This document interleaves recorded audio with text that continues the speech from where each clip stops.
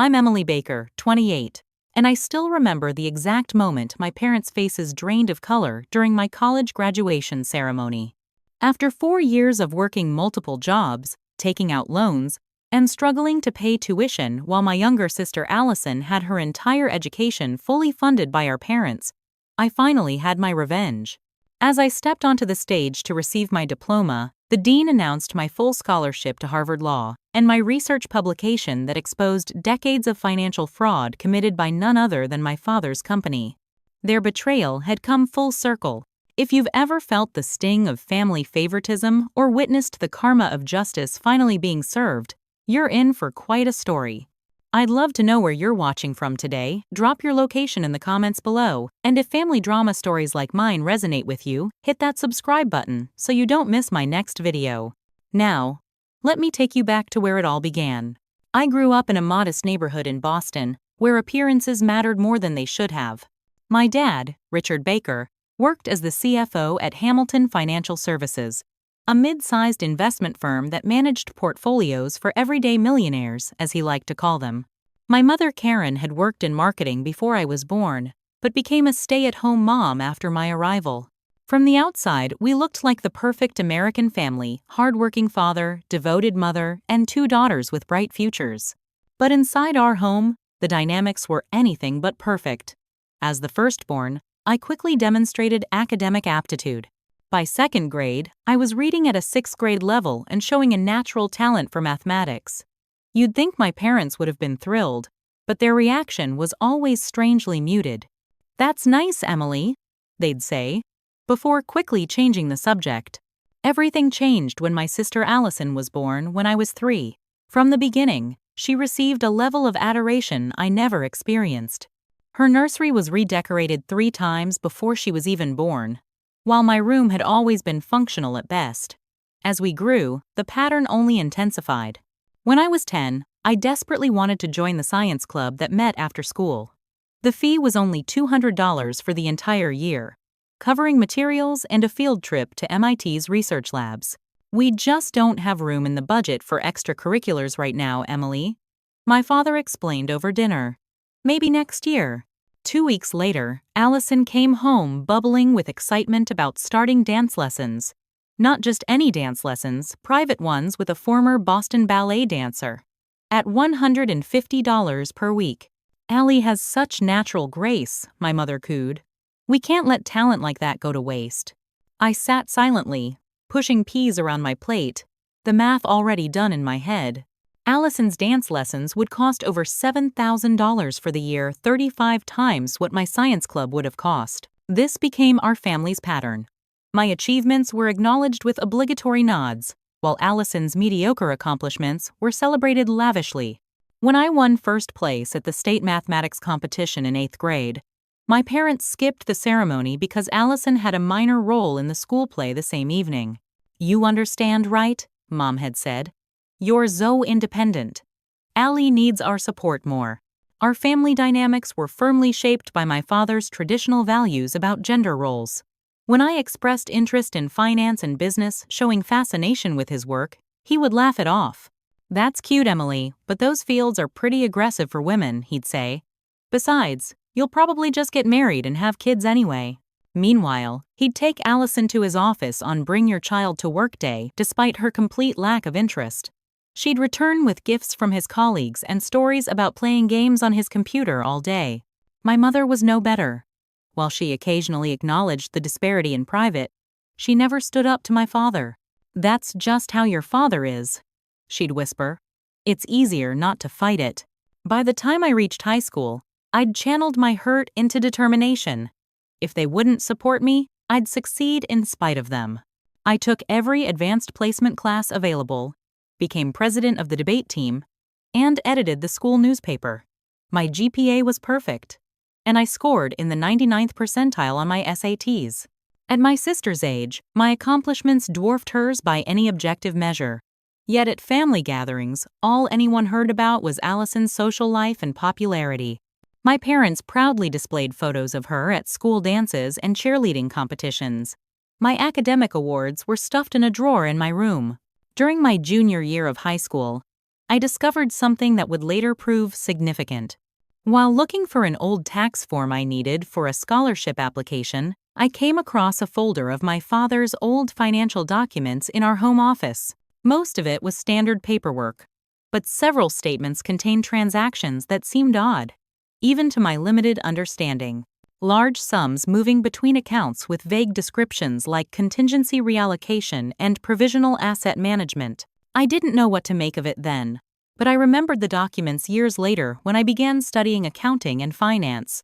At the time, I simply noted that my father seemed to have access to more money than our lifestyle suggested, which made the upcoming college funding betrayal all the more painful.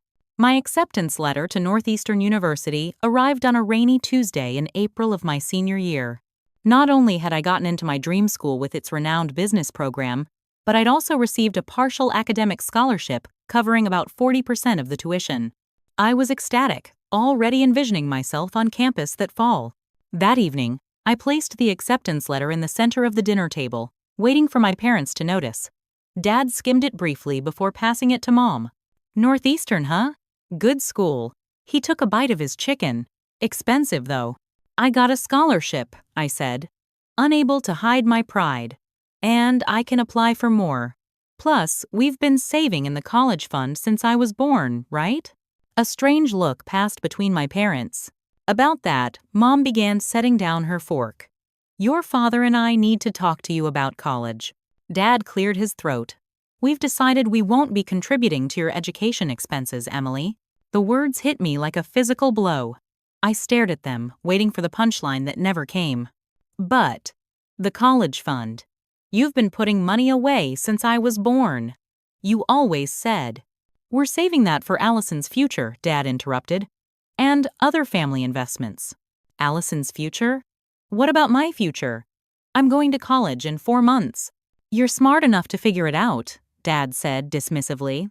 "Plenty of students work through school. It builds character." "Why are you doing this?" My voice cracked. "Is it because I want to study business instead of something more feminine?" Mom at least had the decency to look uncomfortable. Dad just shrugged. "You've always been more independent than your sister," he said, as if that explained everything. "Allison will need more support. She's more delicate." Delicate. The word echoed in my head as I tried to process what was happening. 13-year-old Allison sat silently at the table, eyes wide, watching the scene unfold. To her credit, she looked genuinely shocked. That night, I cried until I had no tears left. Then I made a decision. I would go to Northeastern without their help. I would succeed despite them, not because of them. The following months were a blur of scholarship applications, student loan paperwork, and job interviews. By August, I had cobbled together a financial plan. My partial scholarship, maximum federal loans, and 2 part-time jobs, one at the campus library and another waiting tables at a restaurant near school. I moved into a tiny off-campus apartment with 3 roommates to save on housing costs. Our place was cramped and noisy, with 4 girls sharing 1 bathroom and a kitchen barely big enough for a mini-fridge. But it was $400 cheaper per month than the dorms. While I was unpacking my few belongings, my phone buzzed with a text from Allison. It was a photo of her new room makeover, complete with a brand new laptop, desk, and queen-sized bed. "Mom and Dad surprised me," the caption read. The renovation had clearly cost thousands. My first year of college was brutal. Between classes, studying, and working 30-plus hours each week, I averaged 4 hours of sleep per night. I lost weight I couldn't afford to lose. My hair started falling out in clumps. But I maintained a 3.9 gigapascals and made the dean's list both semesters. Visits home became rare and uncomfortable. Each time, I witnessed Allison's carefree teenage existence, expensive clothes, the latest iPhone, weekend trips with friends all funded by our parents. Meanwhile, I was calculating if I could afford both textbooks and groceries that month. The most infuriating part was when my parents would pressure me to help Allison with her homework during these visits. "You're so good at math, Emily. Allie's struggling with algebra," Mom would say. "Can't you spare an hour to help your sister?" I wanted to scream that I didn't have an hour to spare, that every minute away from work or studying cost me money I didn't have. Instead, I would silently help, Watching Allison text friends while I explained equations for the third time. During my sophomore year, I accidentally discovered something that confirmed my worst suspicions. While using my mother's computer to print a form, an email notification popped up from their bank. The subject line read, "Confirmation. Monthly transfer to Allison Baker complete." Curious, I clicked. The email confirmed a $500 monthly transfer to Allison's personal account pocket money for a 15-year-old who had no expenses. $6,000 a year, on top of everything else they provided her. Meanwhile, I was living on ramen and working until 2 a.m. That was the final straw. I decided to cut back contact to the bare minimum and focus entirely on my future. No more holiday visits, no more helping Allison, no more pretending we were a normal family. It was during this period that I discovered my true academic passion, forensic accounting, and financial crimes. What started as an elective class quickly became my specialization. I found I had a natural talent for spotting inconsistencies in financial statements, for following money trails through complex systems. My professor, Dr. James Maxwell, noticed my aptitude and took me under his wing. What I didn't know then was that Professor Maxwell had connections not only to Harvard Law School but also to investigators at the Securities and Exchange Commission. These relationships would prove crucial in what came next. By the time I reached my junior year at Northeastern, Allison was preparing to start college herself. She had been accepted to Boston University not due to exceptional grades but through our father's alumni connections and a generous donation to the business school. The contrast in our college preparations couldn't have been more stark.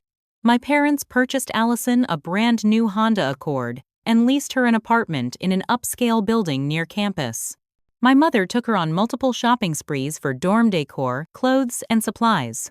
They hired a professional decorator to transform her already luxurious apartment into something more suitable for a college student.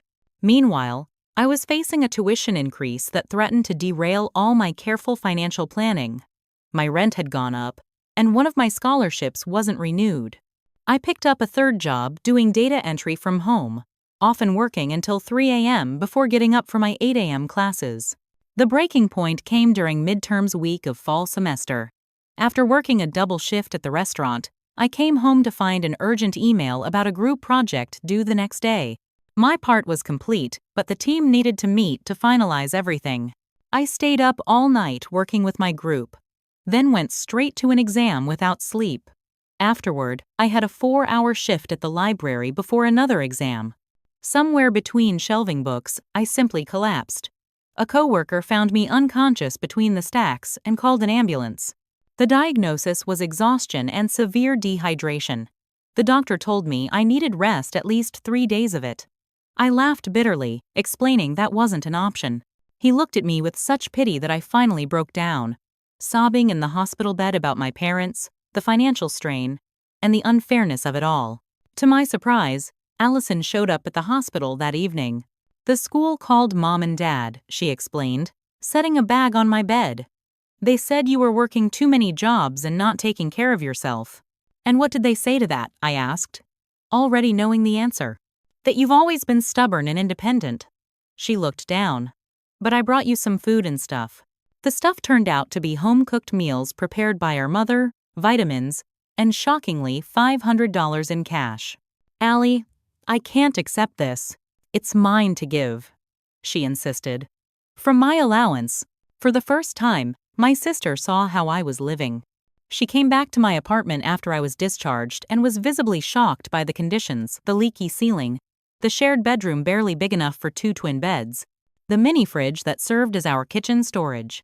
"This is really how you live?" she asked, staring at the water stain spreading across my ceiling.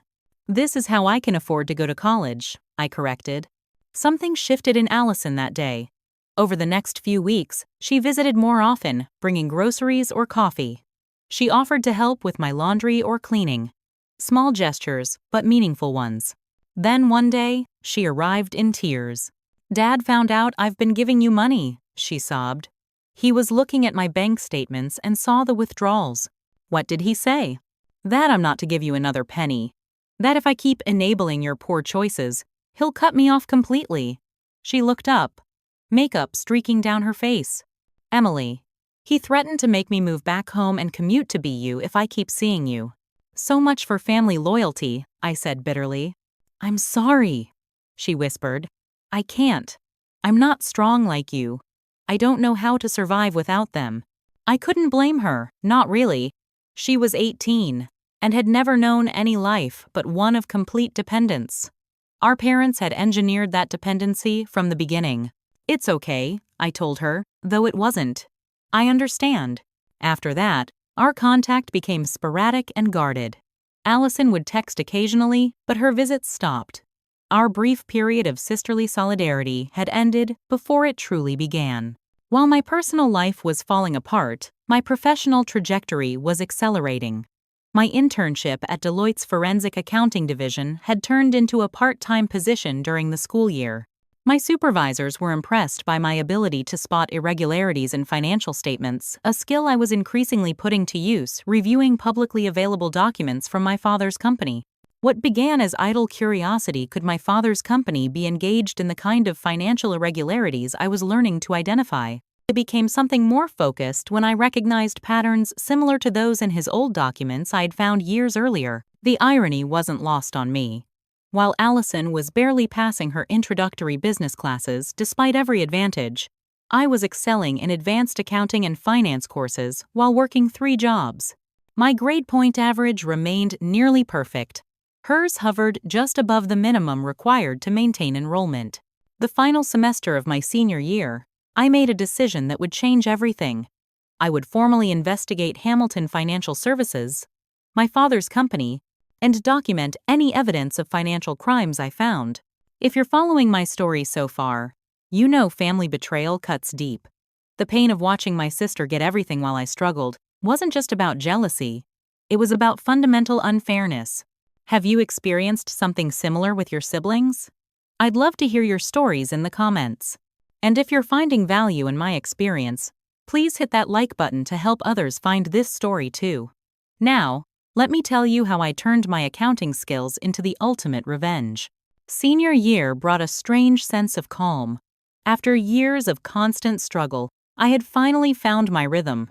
My course load was lighter since I'd taken summer classes to get ahead.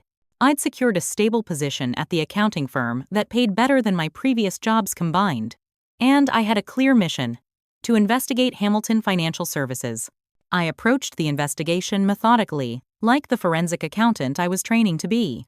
First, I gathered all publicly available financial records, annual reports, SEC filings, press releases announcing acquisitions or major moves. I created a timeline of the company's growth and major transactions dating back 20 years. Next came the more challenging part: identifying patterns that might indicate fraud.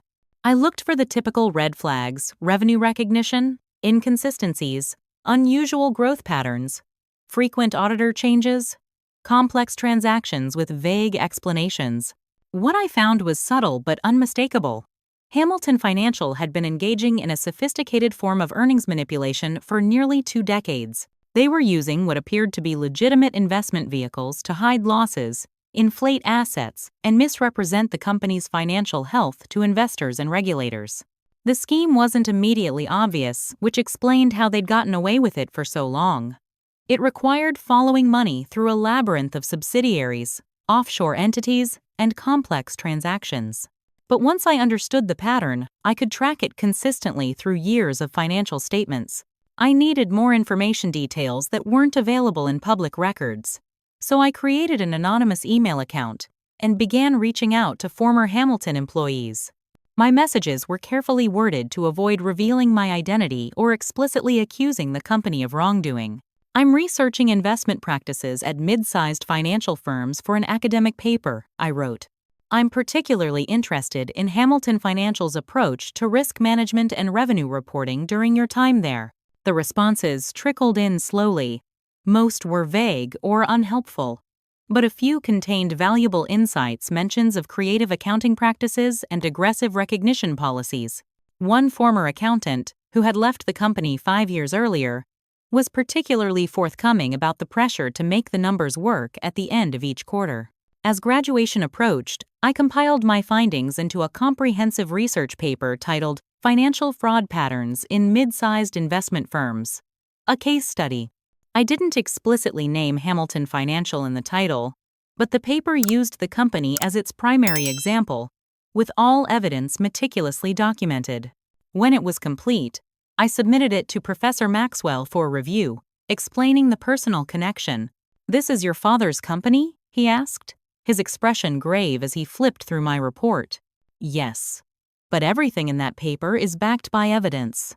He studied me for a long moment. "You understand what might happen if you publish this?" "I do. Emily, I need to be sure this isn't just about getting back at your parents for the college funding situation. This is serious. People could go to jail." "It's not about revenge," I said, though we both knew that wasn't entirely true. "It's about accountability. If what I've found is accurate, and I believe it is, then investors have been defrauded of millions. That deserves exposure, regardless of who's responsible." Professor Maxwell sighed. "I have contacts at the SEC. With your permission, I'd like to share this with them confidentially, for now." I nodded. "And I'd like to submit it to the Journal of Financial Crime Analysis." His eyebrows shot up. "That's a prestigious publication. Very difficult to get into." "I'm aware. Using your real name could have serious repercussions for your relationship with your family." "What relationship?" I replied. The next few weeks passed in a blur. Professor Maxwell's contacts at the SEC expressed interest in my findings but needed time to conduct their own preliminary investigation. Meanwhile, I received word that the journal was reviewing my submission. The timing couldn't have been more perfect or more nerve-wracking as graduation approached. 2 weeks before the ceremony, I received an email that made my hands shake. The Journal of Financial Crime Analysis had accepted my paper for publication in their upcoming issue, which would be released the day before my graduation. That same day, I received another piece of life-changing news. I had been accepted to Harvard Law School with a full scholarship, based largely on Professor Maxwell's recommendation and my forensic accounting work. The scholarship citation specifically mentioned my groundbreaking research into financial fraud detection. I told no one in my family about either development. My parents had shown minimal interest in my graduation, initially suggesting they might not attend at all because it's just an undergraduate degree. Their attitude had shifted only when they learned I would be recognized as the top graduate in the business school. Suddenly, they wanted to be associated with my success. Too late. I made arrangements for my maternal grandmother Barbara to have the honored family seat at graduation. Unlike my parents, she had always supported me, slipping me small amounts of money when she could. I hadn't known until recently that she'd actually contributed several $1,000s toward my education in secret, telling my parents it was for her medical expenses to prevent them from blocking the help. The night before graduation, I sat alone in my apartment, my roommates already gone for the summer.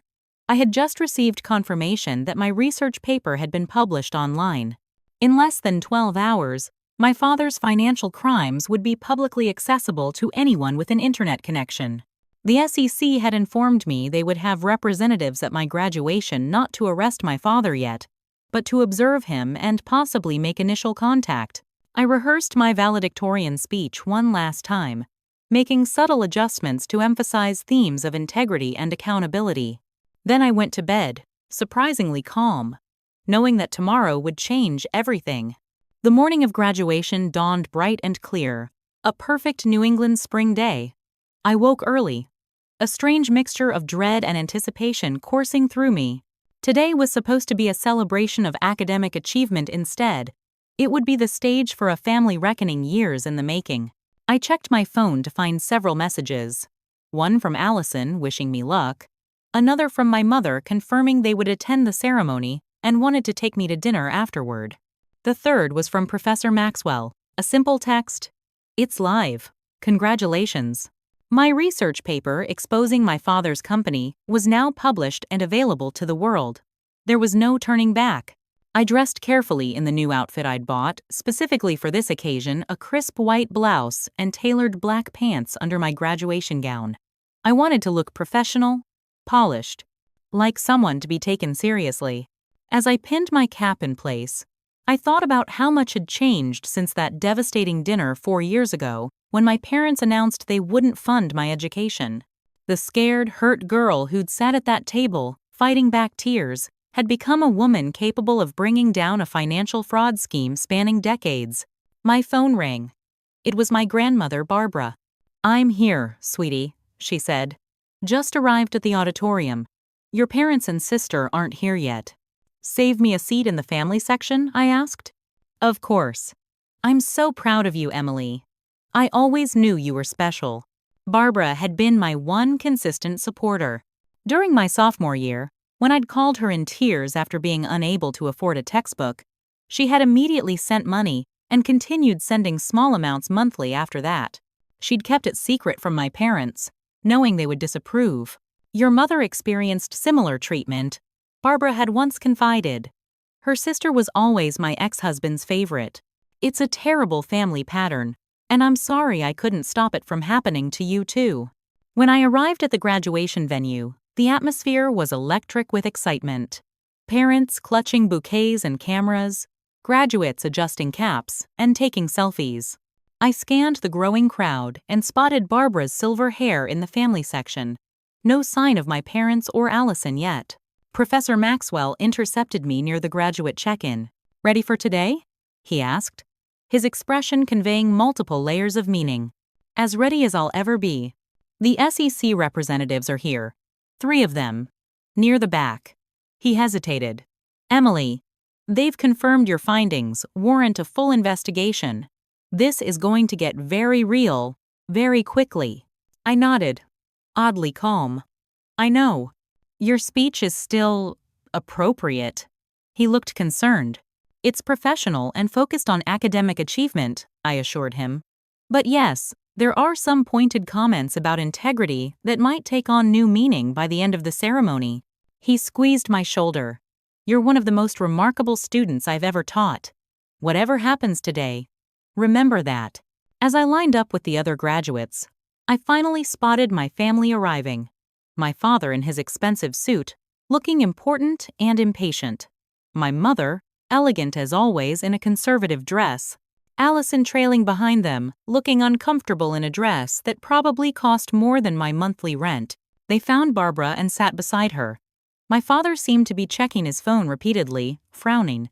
I wondered if someone had already alerted him to the publication, or if he was just being his usual disconnected self at family events.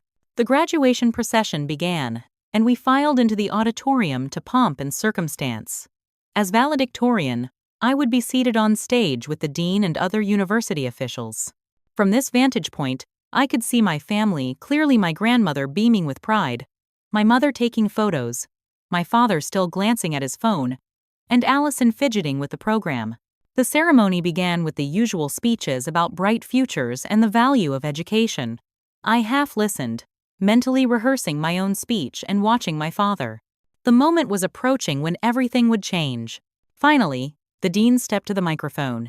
"It is now my great pleasure to introduce this year's valedictorian, a student who has exemplified excellence in every aspect of academic life, while overcoming significant personal challenges. Graduating with a perfect 4 gigapascals, and recipient of both the Northeastern Business Excellence Award and a full scholarship to Harvard Law School, please welcome Emily Baker." A ripple of surprise passed across my father's face at the mention of Harvard Law. My mother stopped taking photos, her mouth slightly open in shock. They hadn't known about my acceptance, I hadn't told them. But the dean wasn't finished. "Miss Baker is also the author of a groundbreaking research paper just published in the prestigious Journal of Financial Crime Analysis, titled Financial Fraud Patterns in Mid-Sized Investment Firms, a Case Study, which is already generating significant attention in both academic and regulatory circles." And there it was, the moment I had been waiting for. I watched as my father's expression shifted from proud surprise to confusion to dawning horror. He grabbed his phone again, frantically typing, no doubt, searching for my paper online. My mother leaned toward him, whispering urgently. Allison looked between them, bewildered. I rose and walked to the podium, my heart pounding but my steps steady. As I faced the audience, I could see my father's face had gone completely pale. He knew. And now, so would everyone else. The applause as I approached the podium was thunderous, but all I could focus on was my father's face ashen, frozen in an expression of dawning horror as he stared at his phone screen. He had found my paper. Next to him, my mother looked confused, leaning over to see what had caused his reaction. Allison sat rigid, sensing the tension without understanding its cause. I adjusted the microphone and surveyed the sea of faces before me. Proud families, hopeful graduates, distinguished faculty, and in the back, just as Professor Maxwell had indicated, 3 individuals with the unmistakable bearing of federal agents. The SEC representatives had arrived precisely on schedule. "Thank you, Dean Harrison," I began, my voice steady despite the adrenaline coursing through me. "Fellow graduates, esteemed faculty, family, and friends, today marks not just the culmination of our academic journeys, but the beginning of our responsibility to use what we've learned to make a meaningful impact on the world." I launched into my prepared speech about perseverance and excellence, watching my father from the corner of my eye. He was whispering urgently to my mother now, who looked increasingly distressed. Several people around them were glancing over in annoyance at their disruption. "In the business school, we've been taught that integrity is the foundation of all meaningful success," I continued, reaching the portion of my speech that would resonate differently in light of recent developments. "We've learned that accountability isn't just a buzzword but a necessity for functional markets and societies." My father abruptly stood, looking like he might leave, but my mother pulled him back down. The movement drew attention from nearby attendees. I pressed on. "Many of us have overcome significant obstacles to reach this day. Some of us have worked multiple jobs while maintaining our studies." My voice grew stronger. "Some of us have learned that the systems we trusted to be fair can be manipulated by those with power and privilege. And some of us have discovered that our greatest strength comes not from the support we receive, but from the challenges we overcome on our own." I could see my grandmother Barbara nodding, tears in her eyes. She knew exactly what I was referring to. As we move forward into our careers, we'll be faced with choices that test our integrity. Moments where the easy path might involve compromise, while the right path requires courage. In my own studies of financial systems, I've seen how seemingly small ethical compromises can snowball into significant fraud that harms innocent investors and undermines public trust. My father's phone rang loudly. He fumbled to silence it, his hands shaking visibly. People were definitely staring now. The research I've conducted over the past year has convinced me that our financial regulatory systems need stronger enforcement and greater transparency. That those who manipulate markets for personal gain must be held accountable, regardless of their status or connections. I finished my speech with a call for my fellow graduates to prioritize integrity in their careers and personal lives. As I concluded, the applause was mixed with murmurs. Many had noticed the unusual tension in the family section and my father's strange behavior. After returning to my seat, I watched as the graduation ceremony continued with the conferring of degrees. When my name was called again to receive my diploma, I crossed the stage with my head high, shaking hands with the dean and president. "Congratulations again, Emily," the dean said, holding my hand a moment longer than the others. "The department has already received 3 calls about your paper this morning. You've made quite an impact." I could see my father watching this exchange, his expression a mixture of fury and fear. He knew exactly what was happening, and he was powerless to stop it. After receiving my diploma, I returned to my seat rather than joining my family as was customary after the graduate had walked across the stage. This small rebellion did not go unnoticed. My mother's hurt expression was visible even from a distance. As the ceremony concluded and graduates began dispersing to find their families, I saw my father making a beeline for the exit, pulling my mother along. But their escape was intercepted. The 3 SEC representatives had strategically positioned themselves near the doors. I watched as one of them approached my father, showing identification and speaking in low tones. I made my way through the crowd toward my grandmother, who was now standing alone, Allison hovering uncertainly nearby. "Emily!" Allison rushed forward. "What's happening? Dad freaked out during your speech, and now there are men talking to him and Mom by the door." "It's complicated, Allie," I said, embracing my grandmother who hugged me fiercely. I'm so proud of you, Barbara whispered. So proud. Emily Baker? A voice behind me made me turn. A woman in a conservative suit held out her hand. Jessica Morales, Securities and Exchange Commission. Could we have a word? Allison's eyes widened. SEC? Emily, what did you do? The right thing, I replied, before turning to Agent Morales. Of course. We moved to a quieter corner of the auditorium. Agent Morales was joined by her colleagues who had finished their initial conversation with my father. He and my mother were now standing near the exit, watching us with expressions of disbelief and betrayal. Your research was extremely thorough, Miss Baker, Agent Morales said. Our preliminary investigation confirms your findings of what appears to be systematic fraud at Hamilton Financial. We've informed your father that he'll need to make himself available for questioning. He's not being arrested today? I asked, surprised. Not today. This is just the beginning of what will likely be a lengthy investigation. But I wanted you to know that we're taking this very seriously. She handed me her card. We'll be in touch soon to discuss your findings in more detail. As the agents departed, I was left facing my approaching parents. My father's initial shock had hardened into cold fury. My mother looked devastated, mascara streaking down her cheeks. How could you? She hissed. Your own father. How could I? I repeated incredulously. How could you abandon your daughter when she needed you, while giving everything to the other? How could Dad defraud investors for decades? Don't blame me for exposing the truth. You've destroyed this family, my father said, his voice dangerously low.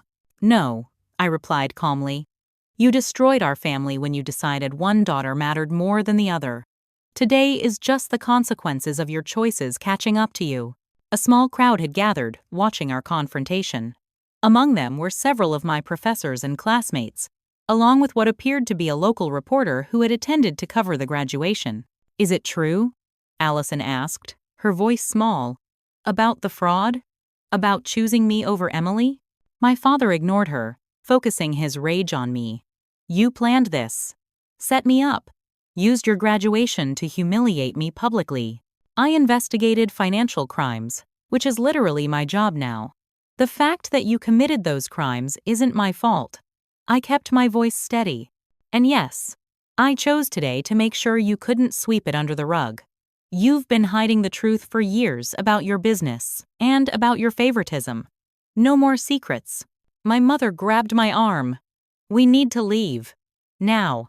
Before you cause any more of a scene. I'm not going anywhere with you, I said, gently removing her hand. My graduation dinner is with Grandma Barbara and my friends. You weren't interested in celebrating my achievements before today, and I'm not interested in your sudden attention now. As they turned to leave, defeated and humiliated, Allison remained frozen in place, torn between following our parents and staying with me. Allie, my father called sharply. We're leaving. She looked at me, confusion and hurt in her eyes. Emily, I didn't know about any of this. I swear. I believe you, I said softly. This isn't your fault. For a moment, I thought she might stay. But years of conditioning won out, and she turned to follow our parents, casting one last conflicted glance over her shoulder as they exited the auditorium. As they left, Professor Maxwell approached, placing a supportive hand on my shoulder. Are you all right? I took a deep breath. I'm better than all right. I'm free.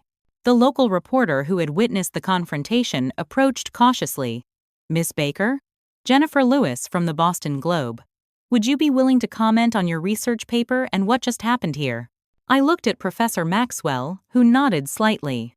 Yes, I said, straightening my shoulders. I believe financial accountability matters, regardless of who's involved. The public deserves to know the truth. The days following graduation unfolded like a surreal dream. My confrontation with my parents, combined with the public nature of my research revelations, created what the Boston Globe called a perfect storm of personal and professional reckoning. By Monday morning, my research paper had been downloaded over 10,000 times. Financial news outlets picked up the story, running headlines like Daughter Exposes Father's Financial Fraud Empire and Graduation Day Revenge. Student Whistleblower Takes Down Family Firm. The personal angle made the story irresistible to media outlets. Journalists dug into the family drama behind the financial crimes, uncovering details about the college funding disparity between my sister and me. One particularly thorough reporter from the Wall Street Journal interviewed former classmates and teachers who confirmed years of obvious favoritism toward Allison. Hamilton Financial Services quickly issued a statement placing my father on administrative leave pending investigation. Their stock plummeted as investors panicked, losing nearly 40% of its value in 2 trading days.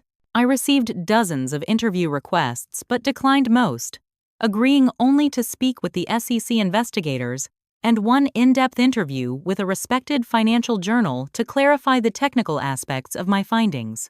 I had no interest in becoming a media sensation. I wanted justice, not fame.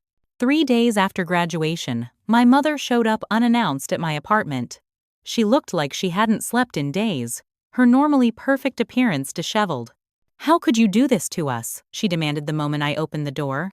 "Your father may go to prison. Our reputation is destroyed.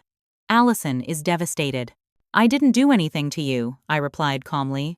"Dad committed fraud. I uncovered it. That's all. Don't pretend this wasn't about revenge for the college money." I invited her in, not wanting to have this conversation in the hallway. My apartment was mostly packed up. I was moving to Cambridge for Harvard Law in a few weeks. "Was I hurt by your decision to fund Allison's education but not mine?" "Of course," I said once we were seated. "But this investigation wasn't about that. When I started studying forensic accounting, I recognized patterns in Dad's company that matched classic fraud indicators. I followed the evidence. That's it. You could have come to us privately, given your father a chance to explain. And what would he have said? That it was all a misunderstanding? That the millions of dollars funneled through shell companies was an accounting error?" I shook my head. He would have buried it, intimidated me into silence, and continued defrauding investors.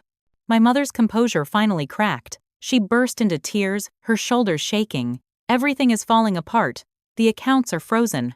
Our friends won't take my calls. Allison's college funding is gone." For the first time, I felt a twinge of sympathy. My mother had enabled my father's behavior for decades, but she was also, in some ways, another of his victims. "What will you do?" I asked. "I don't know," she admitted. "Your father's lawyer says this could take years to resolve.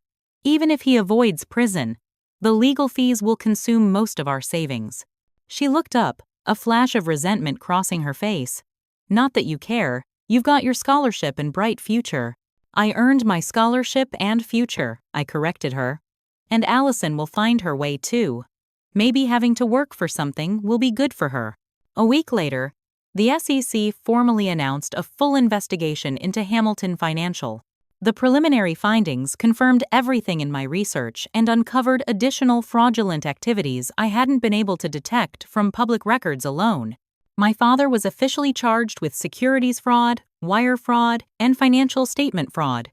His passport was confiscated, and he was released on bail pending trial. The legal experts interviewed by financial news programs estimated he was facing up to 20 years in prison.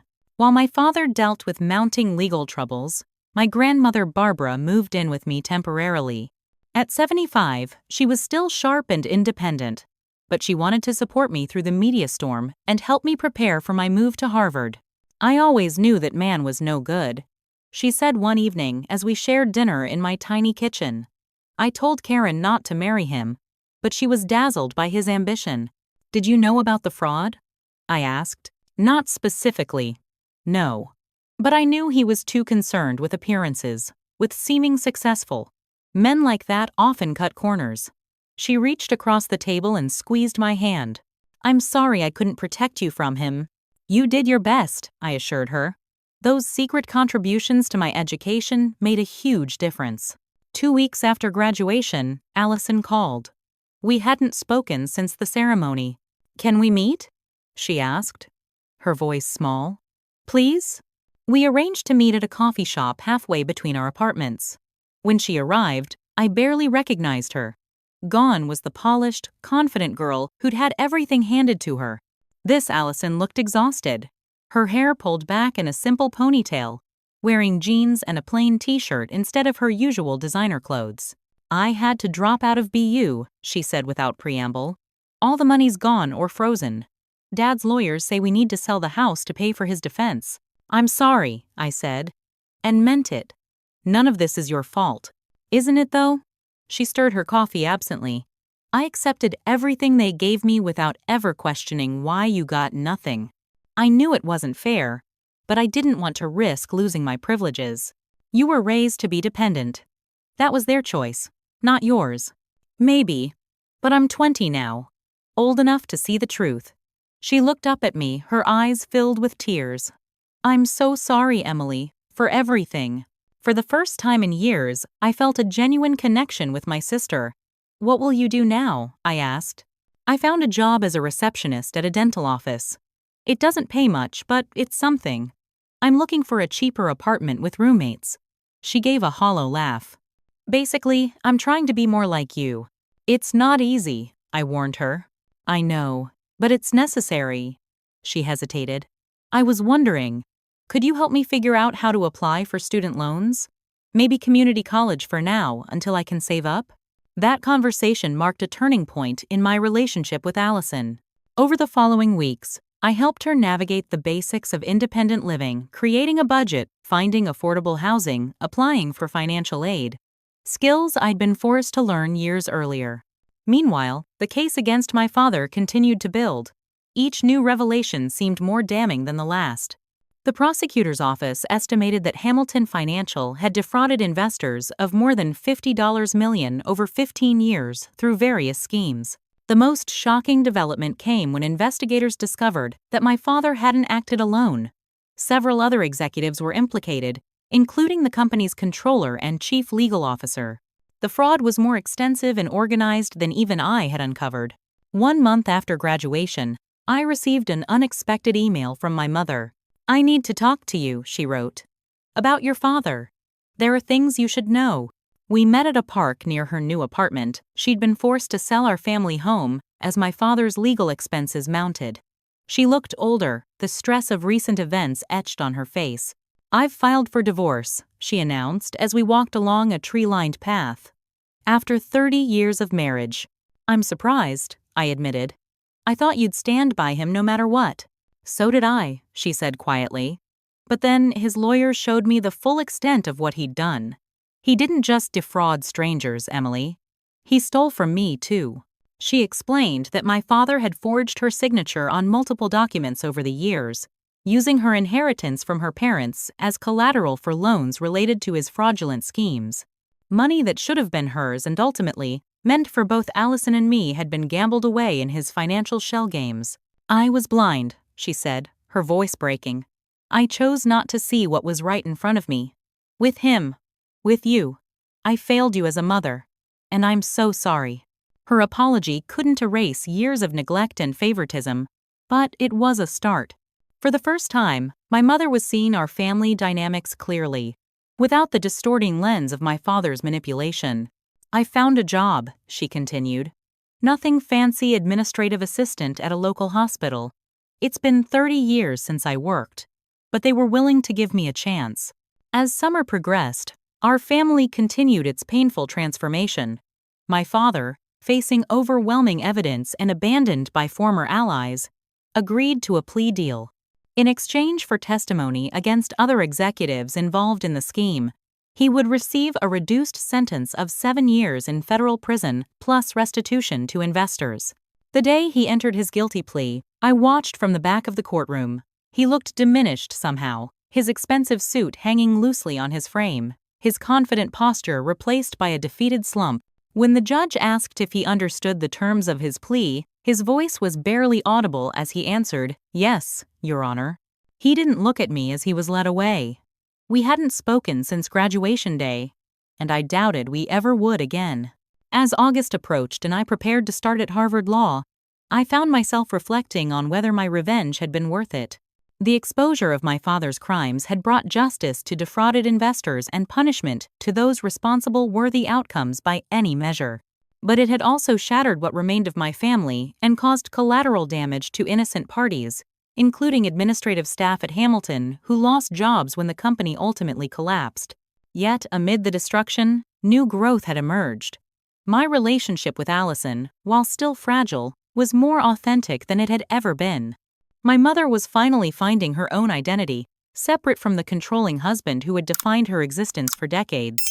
And I was free from the burden of resentment that had driven me for so long. One evening, as I packed the last of my belongings for the move to Cambridge, Allison helped me wrap dishes in newspaper.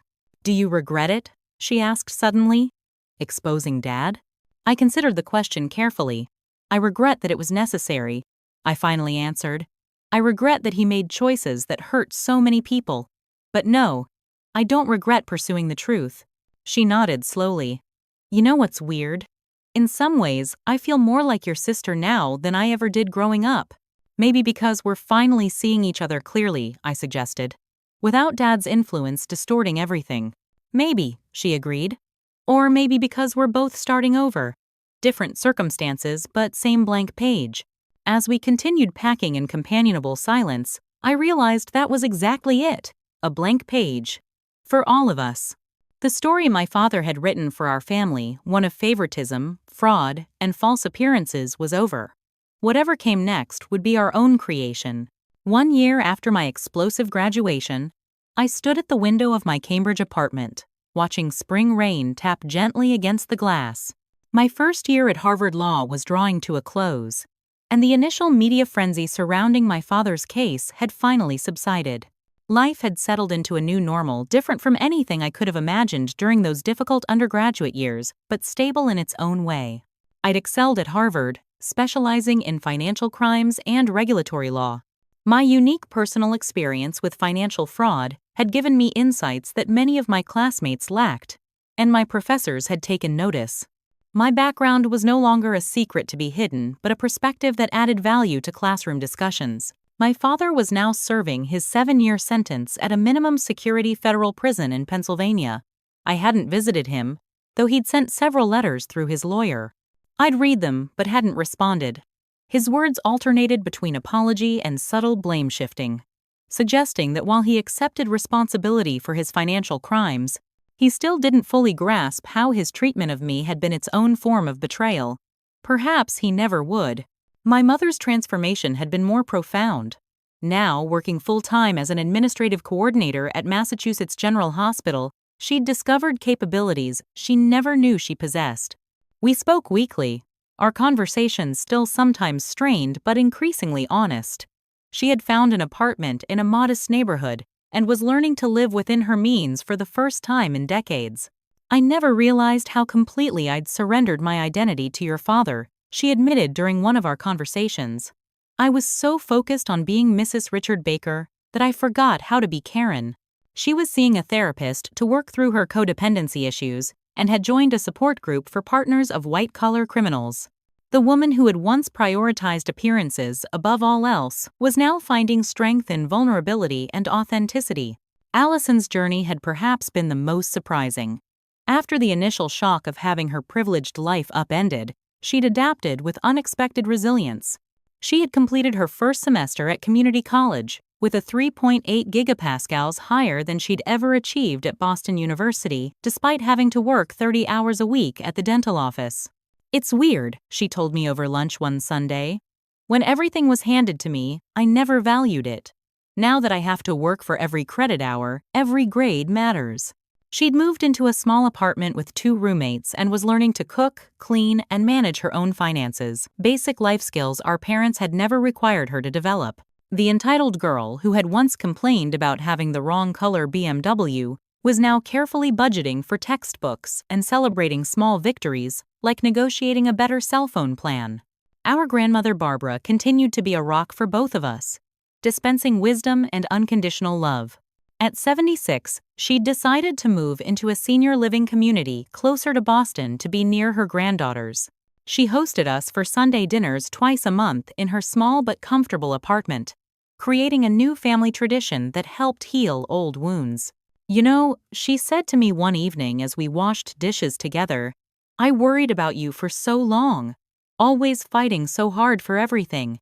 But now I see it made you strong in ways your sister never had the chance to be." and now she's finding that strength too. My professional prospects were flourishing. My work on the Hamilton financial case had caught the attention of several prestigious firms specializing in financial regulation and compliance. I'd also received inquiries from government agencies, including the SEC and the Department of Justice, about potential positions after graduation. But the offer that intrigued me most had come from the Financial Fraud Protection Alliance, a nonprofit organization that helped victims of financial crimes navigate the complex process of recovery and advocacy. They wanted me to join as a consultant while I completed my law degree, with the potential for a full-time position afterward. The salary was less than what corporate firms were offering, but the chance to help people who had suffered as my father's investors had was compelling. 4 months after my father began his prison sentence, the family gathered for an uncomfortable but necessary dinner at a quiet restaurant in Boston. My mother, Allison, Barbara, and me, the women, left to rebuild after Richard Baker's destructive choices. "I think we need to talk about what happened," my mother said after we'd ordered. "All of it. Not just your father's crimes, but the way we treated you, Emily." "Mom, we don't have to do this now," Allison said, looking uncomfortable. "Yes, we do," she insisted. "We can't move forward without acknowledging the past." What followed was the most honest conversation our family had ever had. My mother admitted that she had allowed and enabled my father's favoritism, too afraid of his disapproval to stand up for me. "I told myself it was because Allison needed more support, that you were naturally independent," she said, tears in her eyes. "But that was a lie. I used to justify the unfair treatment. The truth is, I was a coward." Allison confessed that she had recognized the disparity in our treatment but had been too afraid of losing her privileged position to question it. "I knew it was wrong," she said, "especially when I saw your apartment that day and realized how you were living. But I was scared of ending up exactly where I am now, having to work and struggle. I'm not proud of that." For my part, I acknowledged that my revenge had not been solely about exposing financial crimes. "I wanted justice for the investors, yes," I said. "But I also wanted you all to feel what I felt, to have everything you took for granted suddenly taken away. That wasn't just about right and wrong. It was personal." Barbara watched this exchange with sad wisdom in her eyes. "Families are complicated," she finally said. "We hurt each other in ways we don't always understand. The important thing is that we're trying to do better now." By the time dessert arrived, something had shifted between us. The conversation hadn't erased the past, but it had created space for a different future, one built on truth rather than appearances, on earned respect rather than obligatory loyalty. As I reflected on everything that had happened, I realized that the true victory wasn't exposing my father or even securing my own academic success. It was breaking the cycle of favoritism and fraud that had defined our family for generations. My father's father had been a small-time con artist who'd abandoned his family. My mother's parents had openly preferred her sister. We had been repeating toxic patterns without even recognizing them. Now, finally, that cycle was broken. The rain outside my Cambridge window intensified, drumming against the glass. In 2 days, I would begin my summer internship with the Financial Fraud Protection Alliance. My first assignment would involve developing educational materials for senior citizens, the demographic most vulnerable to investment fraud schemes like my father's. I opened my laptop to review the syllabus for next semester's courses. I had chosen to take Advanced Securities Regulation and Ethics in Financial Law classes that would further prepare me for a career protecting others from experiencing what my father's victims had endured. My phone buzzed with a text from Professor Maxwell, who had become a valued mentor and friend. "Just met with an impressive group of first-generation college students interested in business ethics. Reminded me of you. Would you consider speaking to them next month about your journey?" I smiled as I typed my response. Absolutely. Nothing would make me prouder. As I set down my phone, I caught my reflection in the window, confident, purposeful, at peace. The young woman, who had once been defined by resentment and struggle, had found a new identity, one based not on what had been done to her, but on what she chose to do for others. The revenge that had consumed me for so long no longer seemed important. What mattered now was using my experience to create something positive from the wreckage of my family's mistakes. Perhaps that was the most satisfying revenge of all, not just surviving what they had done, but thriving in spite of it, and helping others do the same. If you've stayed with me through this entire journey, I want to thank you from the bottom of my heart. Family betrayal cuts deep. But as I've learned, it doesn't have to define your future. I'm curious, have you ever experienced a moment when justice finally caught up with someone who wronged you, or found unexpected strength after being underestimated? Share your experiences in the comments below. Your story might help someone else feeling alone in their struggle. And if this resonated with you, please subscribe and hit the like button so others facing similar challenges can find this story too. Remember, sometimes the best revenge isn't about getting even, it's about getting better. Until next time, this is Emily Baker, signing off.